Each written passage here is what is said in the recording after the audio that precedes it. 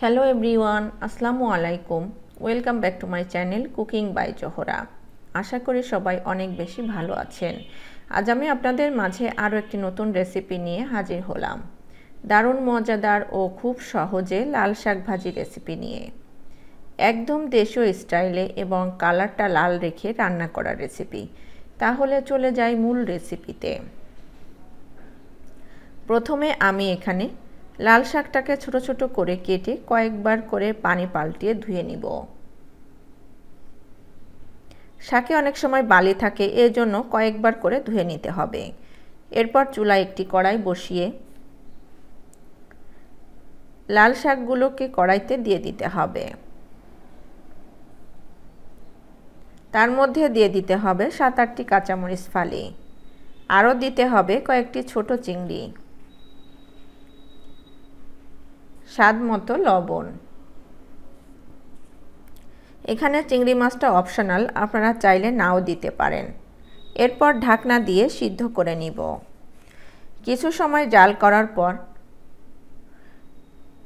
ঢাকনা উঠিয়ে উল্টিয়ে পাল্টিয়ে দিতে হবে।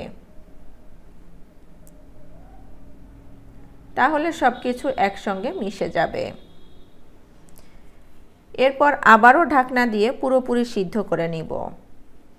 এখানে হলুদের গুঁড়িটা ব্যবহার করা যাবে না, হলুদটা দিলে লাল শাকটা লাল থাকবে না, অন্যরকম কালার হয়ে যাবে।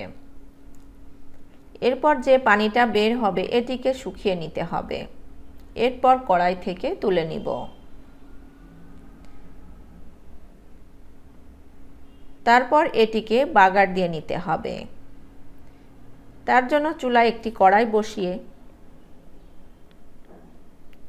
2 চা চামচ তেল দিয়ে দিব। তেলটা গরম হলে একটি রসুন কুচি দিয়ে কিছু সময় ভেজে নিব।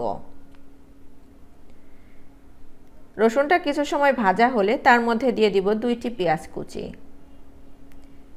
এরপর পেঁয়াজ ও রসুন কিছু সময় ভেজে ব্রাউন কালার করে নিব।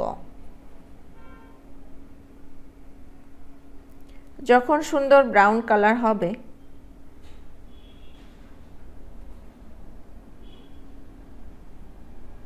তখন সিদ্ধ করে রাখা লাল শাকটা দিয়ে দিব।